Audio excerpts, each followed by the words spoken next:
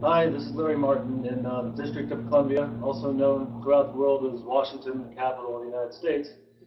Um, we have an agreement among activists here in D.C. that one thing we always talk about is how we do not have representation in our national Congress, and it's a severe restriction on our rights. We'd like for everybody to know about that, so that if president of your country ever contacts you or your governor, you can mention that, okay? Just on our behalf. Thanks. So I'm here to talk about some of what we're doing in D.C. Along the lines of what Colin Hines had called the Green New Deal, and what Robert Pollin spoke to as far as redressing the imbalance of corporate control over our energy and our economy. The approach that we've taken here locally was by statute to create a utility, an energy utility. We call it our sustainable energy utility. It doesn't generate electricity. It doesn't transmit electricity. In fact, we joke that what we do is we generate megawatts as opposed to megawatts. The whole idea behind our SEU, as I'll call it for short, Sustainable Energy Utility, is to reduce the use of energy in the city.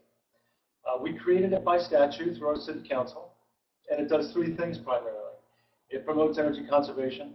It addresses the needs of low-income and non-home owners to access weatherization and energy efficiency, and to create green jobs. All these things are identified by the statute as objectives of our Sustainable Energy Utility, or SEU. And although these SEUs have been set up differently in other jurisdictions, in D.C., it's run as a contract. We wrote a request for proposals. We advertised this RFP on the streets, and we had a number of different folks apply to manage our SEU under contract. So our SEU is essentially managed as contract by our environmental department. So the SEU's work is to develop a stream of energy efficiency demand in the city. Again, primarily from homeowners, but also from small businesses. We have designs to look at larger commercial businesses as another area, but we're not looking there yet. And then in turn, to hire local contractors who do the energy weatherization, energy efficiency work in our homes and businesses. They in turn are obligated to hire DC residents to do this work. So all this is paid for by a small fee that's levied on utility bills, both our gas bills and our electric bills. And this money is squirreled away in a trust fund to the tune of about $20 million a year, starting next year. We've been ramping up gradually. This bill was passed in 2008. Last year was the first year of the operation of the SEU. Next year we'll ramp up to the full amount authorized under statute, $20 million a year.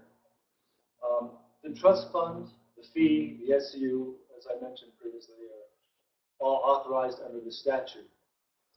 So why do we go this route?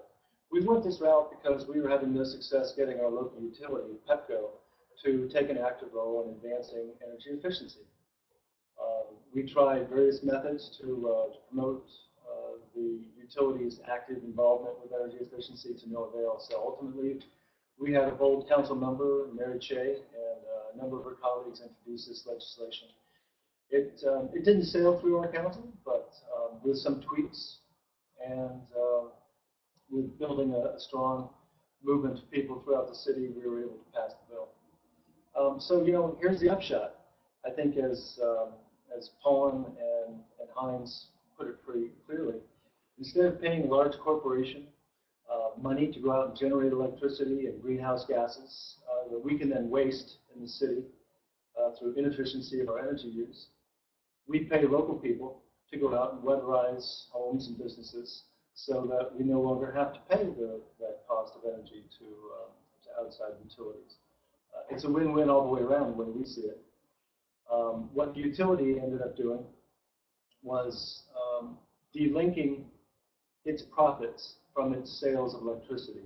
So it no longer has a disincentive to conserve, which is a good thing, so they won't be working against us. But it's almost an essential element of anything you try to do, I think, in promoting energy efficiency. You have to get utilities away from linking their profits to the sale of electricity or gas, for that matter. So delinking is an essential first step. I could go on now. I had 3 minutes. There's someone else who may or not be prepared. So let me just tell you a little bit more about some of the initiatives that the Sustainable Energy Utility has taken on. They did 3 quick starts. In the first year, they had $7.5 million to spend in about 7 months. They had to ramp up their operations and shut them down, which is to say spend down their budget of $7.5 million in the course of 7 months. So they did these quick starts. They went out door to door in communities. They hired folks part-time to go out door to door and just ask if people would be willing to have the utility come in and do a quick audit and evaluation of how they could save electricity. We did things like installing weather strips around doors. In some rare cases, I think such outdated old air conditioners were identified as to be replaced because they were such energy hogs. They put in the ubiquitous CFL, replacing incandescent lamps. As we heard, the CFL was made in China, replacing the homemade incandescent lamps. So they did a really superficial, brief retrofit of people's homes. But we did about 5,000 homes in the District of Columbia in the course of 7 months. And we also identified at that time what these people would be willing to do in a deeper retrofit if the utility, if the SCU would come back. So it was kind of an opportunity to both assess the market as well as to do this initial quick hit in low income and rental properties.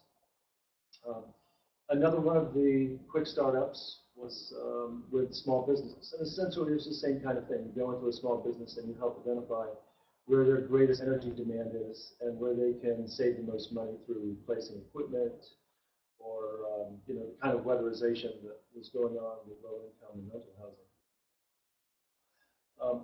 They also did spend down about, I think, $600,000 over the course of last year, offering subsidies to people who are interested in putting solar on their roofs. One of the things we're going to try and promote through the Sustainable Energy Utility is the use of renewable energy, principally solar, but there may be other opportunities as well.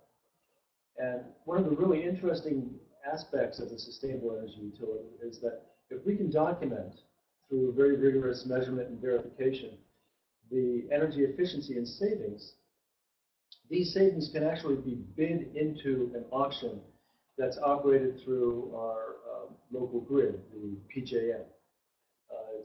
It's the grid that distributes electricity to about 8 states along with the District of Columbia.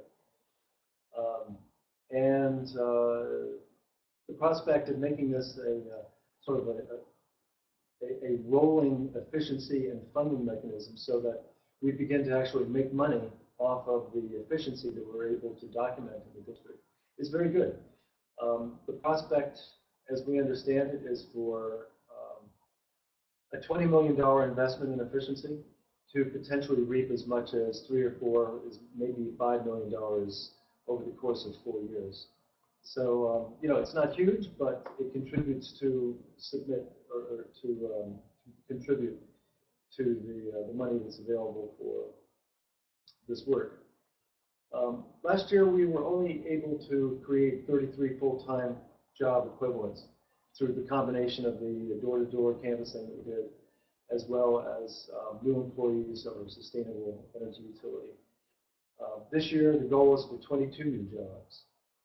But in general, what we see as very likely is that this $20 million is not just going to end up going towards one weatherization project after another, but we hope that we'll be able to ultimately leverage private sector capital so that that $20 million can have a multiplier effect of maybe 2 or 3 times. We might be talking $60 or $80 million a year investment going into weatherization and energy efficiency. And we see that the prospect of creating new jobs around that can be truly huge. We won't be talking about just 33 jobs a year. We might be talking 100, 200 jobs a year, which of course is not a huge number overall, but if you multiply that by the number of municipalities across the country, I think it was 5,000 some odd municipalities across the country, we could be talking a significant number of jobs in the energy sector. And again, this is funded off a fairly minute fee on electricity and utility bills.